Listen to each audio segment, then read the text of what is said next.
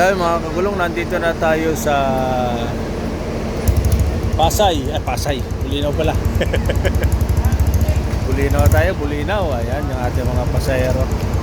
Sorry.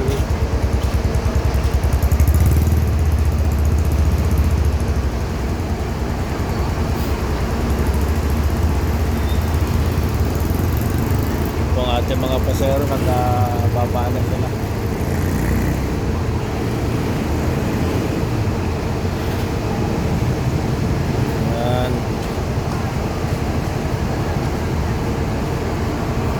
Sige po, at wala yung sinusundan natin ngayon mga kagulong, si 3444. Hindi ko alam kung bakit wala siya ngayon. Dahil nga na tayo po ang kukuha ngayon, tayo na ang kasunod, tayo na ang pipila ngayon.